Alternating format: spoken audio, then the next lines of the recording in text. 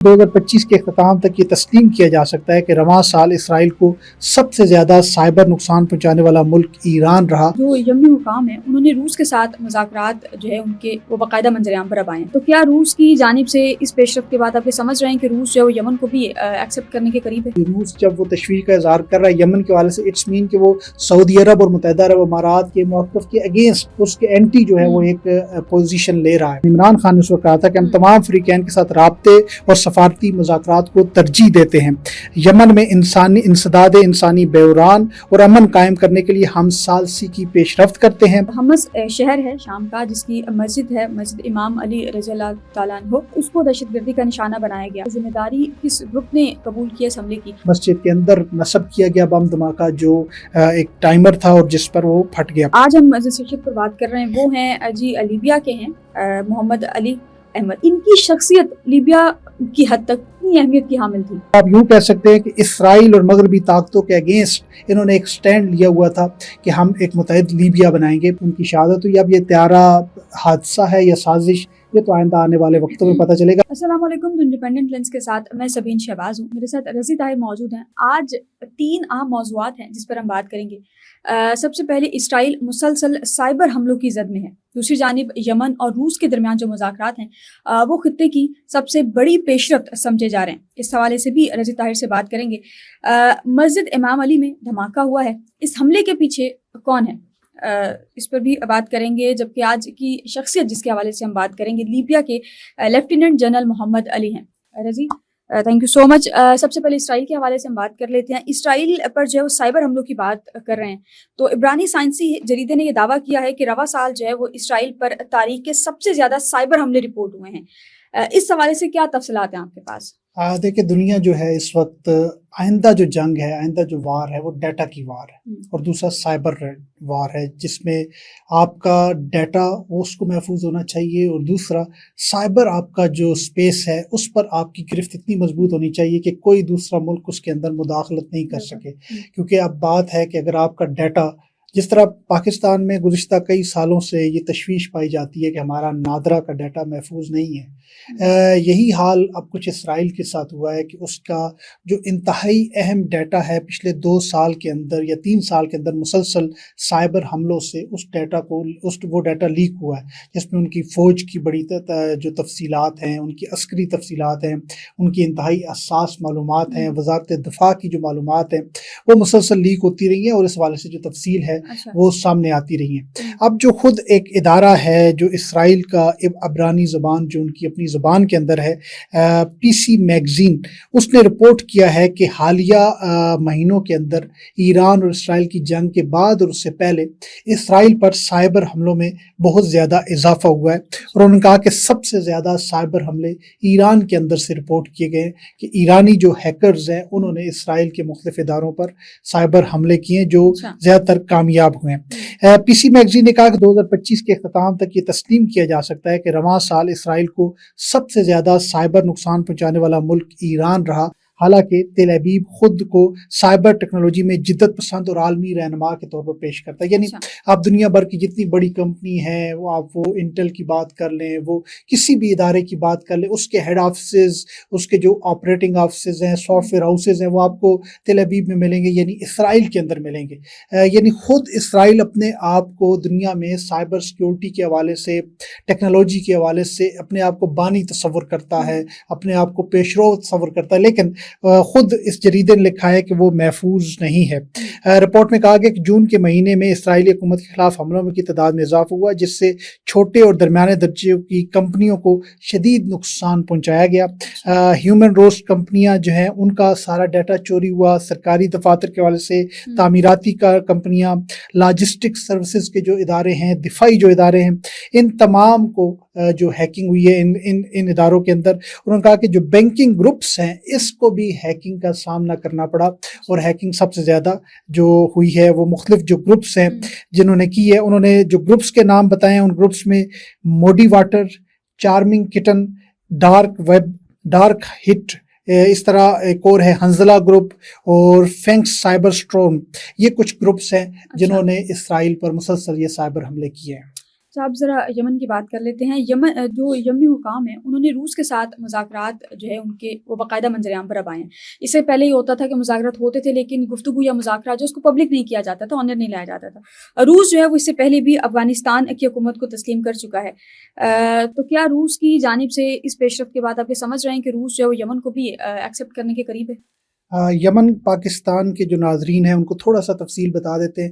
یمن میں دو حکومتیں ہیں اس وقت, ایک مشرقی یمن کی حکومت ہے, ایک جنوبی یمن کی حکومت ہے.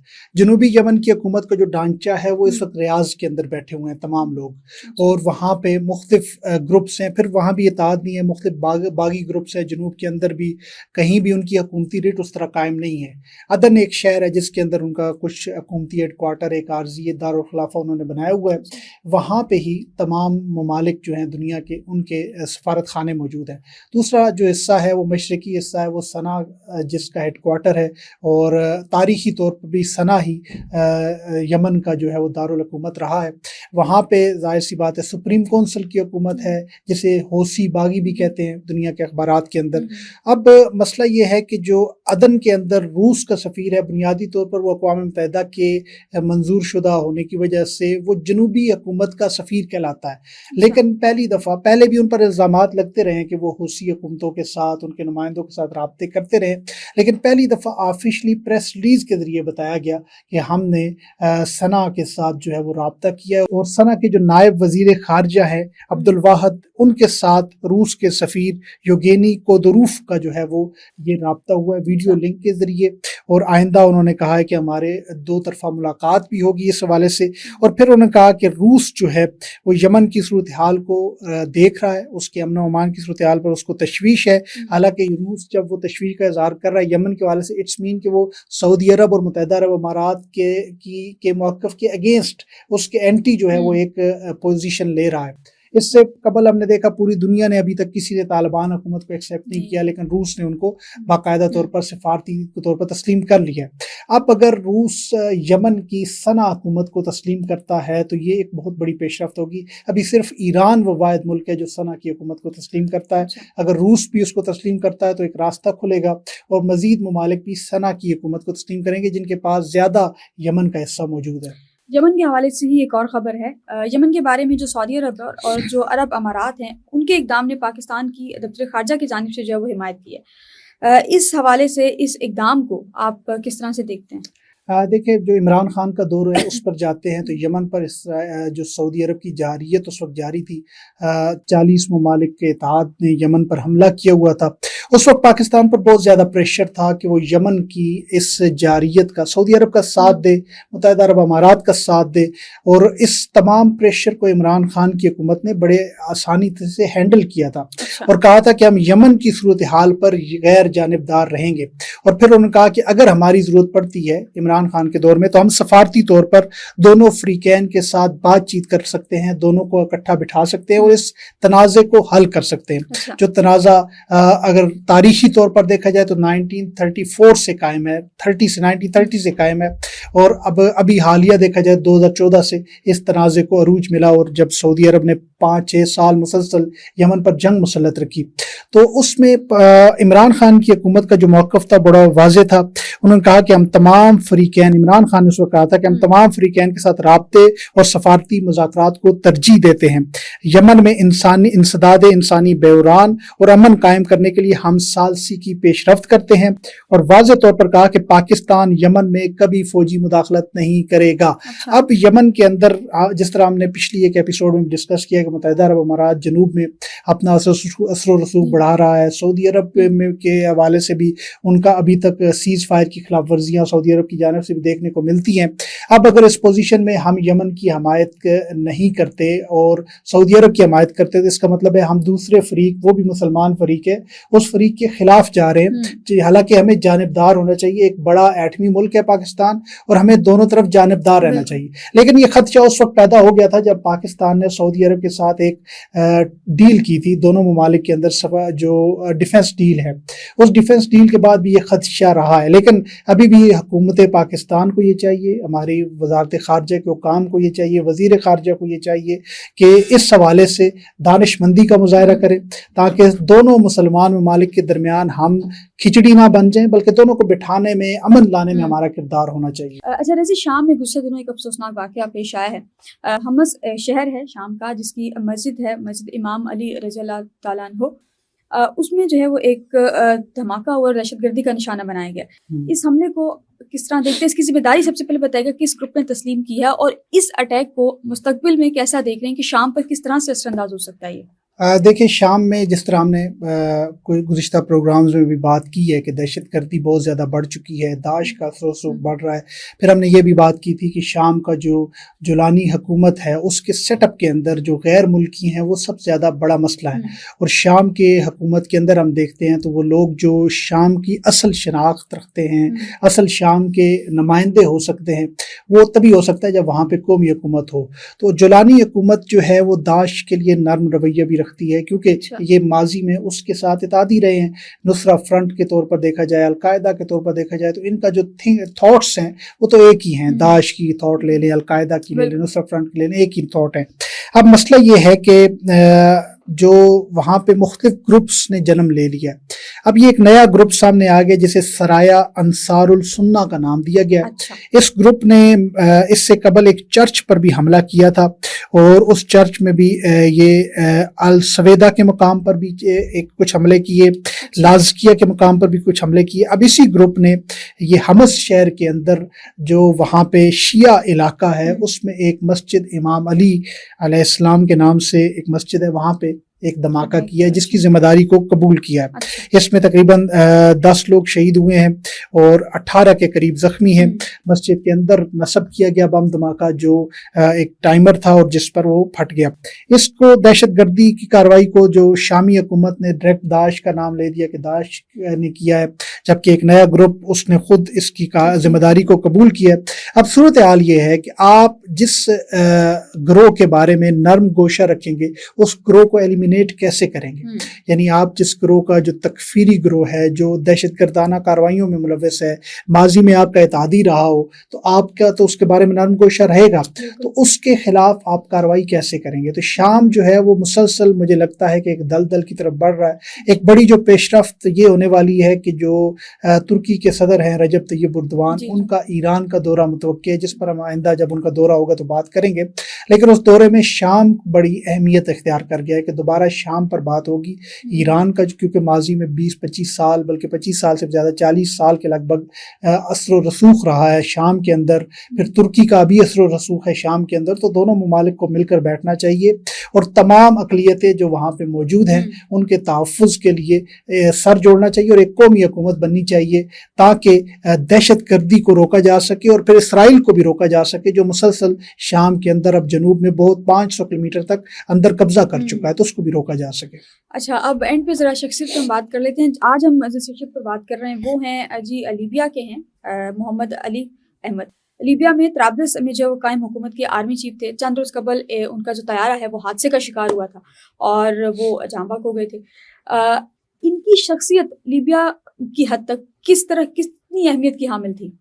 دیکھیں، لیبیا میں ہمارے field marshal general Asim Munir اکثر جب پاکستان میں مثال دیتے ہیں تو وہ کہتے ہیں کہ پاکستان کی فوج کو مضبوط ہونا چاہیے کیونکہ ہم لیبیا نہیں بننا چاہتے، ہم عراق نہیں بننا چاہتے، شام نہیں بننا چاہتے۔ تو لیبیا کے اندر لیبیا کی جو تباہی کے ذمہ دار ہیں وہ وہاں پہ 2 سیٹ اپ ہیں، ایک مغربی لیبیا ہے، ایک مشرقی لیبیا ہے، 2 حکومتیں قائم ہیں۔ ایک طرابلس کی حکومت ہے، طرابلس وہاں کا آپ یوں کہہ لیں کہ اسلام آباد ہے، دارالحکومت ہے، اور ماضی میں تاریخی طور پر طرابلس ہی وہاں کا دارالحکومت رہا ہے۔ اب وہاں پہ 2 حکومتیں قائم ہیں، ایک حکومت جو قائم ہے جسے گورنمنٹ آف نیشنل یونٹی کہا جاتا ہے، اس حکومت کو اقوام متحدہ تسلیم کرتی ہے۔ محمد علی احمد الحداد جو ہیں وہ لیبیا کے اسی حکومت کے کے چیف آف آرمی اسٹاف تھے. سال 2020 سے 2025 تک یہ اس عہدے پر قائم رہے اپنی شہادت تک. اور یہ لیبیا میں جو متحد لیبیا کا تھا اس کے بہت بڑے حامی تھے, کیونکہ اقوام متحدہ بھی ان کو تسلیم کرتی تھی. ترکی کے یہ مسلسل دورے کر رہے تھے کہ ترکی کا وہاں کردار تھا لیبیا کے اندر, اور دیگر مسلمان ممالک کے ساتھ بھی ان کا مسلسل رابطہ تھا. تو یہ لیبیا کو اتحاد دیکھنا چاہتے تھے کہ ایک متحد لیبیا بنے. جو تقسیم شدہ لیبیا ہے وہ ظاہر سی بات ہے اسرائیل کے مفاد میں ہے, امریکہ کے مفاد میں ہے, مغربی طاقتوں کے مفاد میں.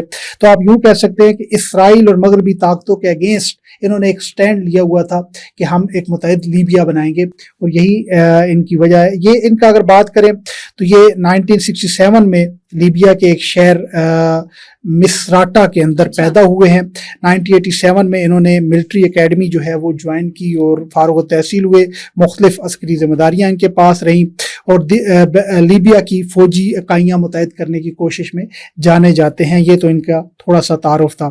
اب جس طرح میں نے بات کی کہ دوسرا جو ان کے مقابلے میں حکومت ہے, وہ مقابلے میں جو حکومت ہے وہ گورنمنٹ آف نیشنل اسٹیبلٹی ہے, NSU.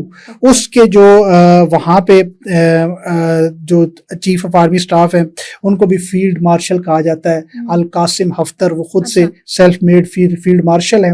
ان کے ساتھ گزشتہ دنوں army chief general Qasim Munir صاحب کی ملاقات بھی ہوئی تھی. بہرحال یہ وہ آرمی چیف تھے قاسم حفتر جو قذافی حکومت کو گرانے میں اس گروپ کا حصہ رہے اور ان سازشوں کا حصہ رہے جن مغربی سازشوں میں وہ شریک رہے.